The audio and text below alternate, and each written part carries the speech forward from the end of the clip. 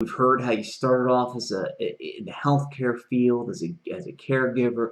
We've heard how you had to go through this terrible, medical situation and this emergency surgery, and now we're into the aftermath. So you're now at the point where the business is no more because of all the medical things that you've gone through. And folks, if you're just tuning in, you've got to go back and watch the beginning to find out how a caregiver turned into an owner of a company, and then I'll say lost it all through through a medical condition and situation.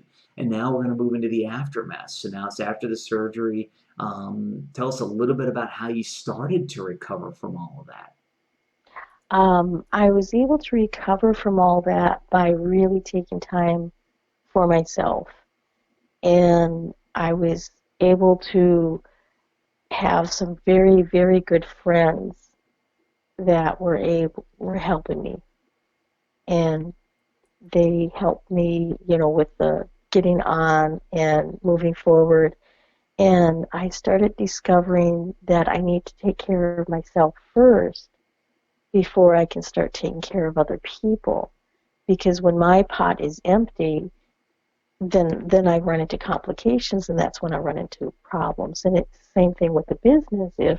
If you're running on empty and you're not taking the time to recharge, if you're not getting help when you need help, if you're not reaching out, if you're not doing those things, then your business is destined to fail because you can only do so much. Yeah, exactly. It kind of reminds me of an old saying that my adopted dad used to tell me. It's something about having a pot and then urination. I don't know. It's kind of, from the old days, something about not having I guess the old saying was not having a pot to piss in or something like that. Um, Yeah.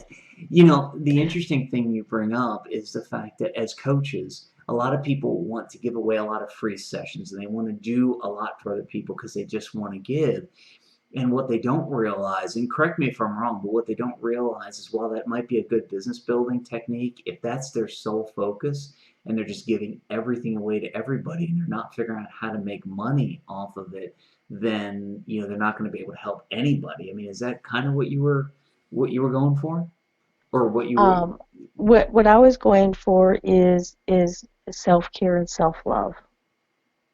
When you can reach out, accept the help that you need, and you can take care of yourself, then you can move forward and help others.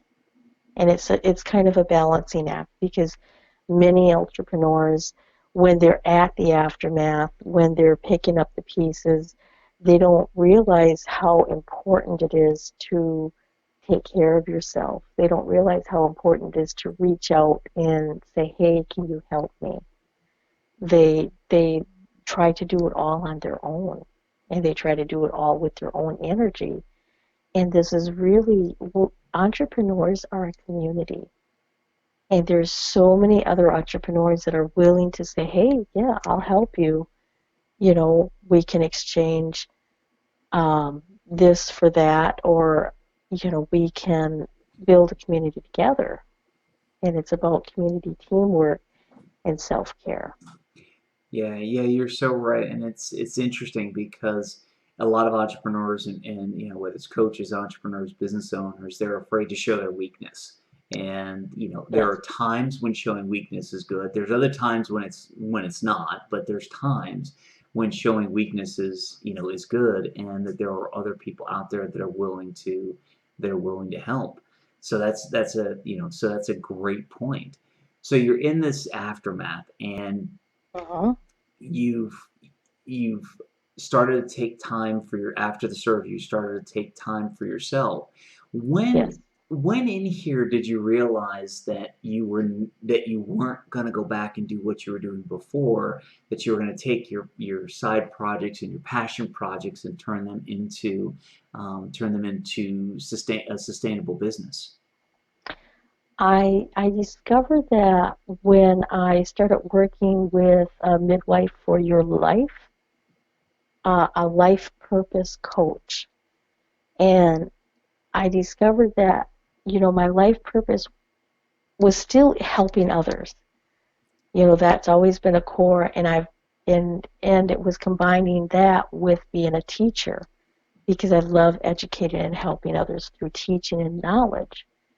And it was that point that healthcare was no longer an option because it wasn't something that I could get on a broad scale because my mission is to create a tribe of wealthy women. And in order for me to create a tribe, being solely in healthcare was not going to fulfill that mission. And Yeah, and that's when I do.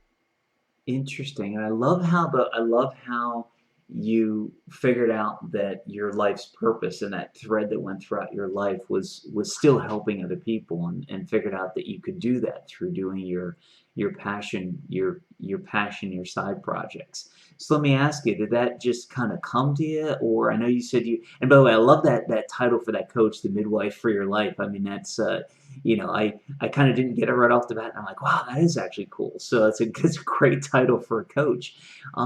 Did you figure that out on your own? In other words, that your common thread was helping people, or did it take a coach to bring it out of you and really to bring it out of you and solidify that? I always knew I liked helping people, so that was obvious to me, but I couldn't figure out how. I knew the what, but I didn't know how. And so she helped me bring out the how by combining my all of my experience and all of my education in order to do what I do. Epic. So just to repeat, you used a coach. You knew the why, but you just didn't know the how. And that's one of the things where the coach really came in handy to put all the pieces together. Now, Yeah. interestingly enough, one other question I want to ask you is, when you got the how, okay, when you got to the end of the how, did you at that point realize that you really knew the how before it was just this puzzle with a million pieces all over the place, and the coach helped you to put the puzzle together? Or did the coach add things to it that you hadn't thought of before? She added things to it that I haven't thought of before, and she also had a step-by-step program on how to set up a business and how to do a signature talk and how to, what do you put on your business cards and how to set up your website. So she had a lot of practical step-by-steps for me so that I could take it instead of just, in healthcare, you really don't have to do a lot. You just simply start talking to sick people and you've got a job. I love that. and and when you have a huge vision and we have the access to the internet, then it makes your message so much bigger and it becomes global. Yeah, I love that though. When you're in healthcare, you don't have to do anything. You just talk to sick people, and you have a job. That is great. Pretty much, yeah. It is very interesting because people, I've worked with a lot of, a lot of people in the medical profession, and it's so, to open their eyes, it is so difficult because they go, okay, I've got insurance, I've got this, I've got that, I have my Hmm. built-in clientele, and it's like, yeah, but if you want to step out and do something else, unfortunately, that built-in clientele isn't readily available unless you know some of the secrets to find out where they're at. So, and we get off on a completely different topic and a completely different tangent. So, before we do, I'm going to rein myself in and say, from the aftermath, and once we get through this, we're going to take a quick break. But in the aftermath, is there one big key learning that you had that you want to leave our audience with? The one big key learning that I would like to leave with the audience is it's okay to reach out to find the resources that you need and to accept help from others that are higher up where you want to be.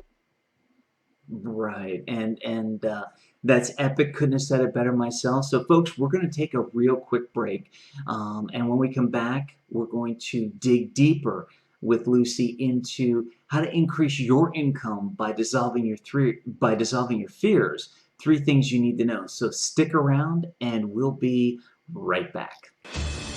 To watch the rest of this epic episode now, click on the link below the video.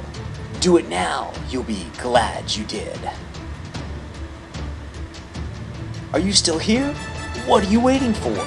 Watch the rest of this epic episode now by clicking on the link below the video.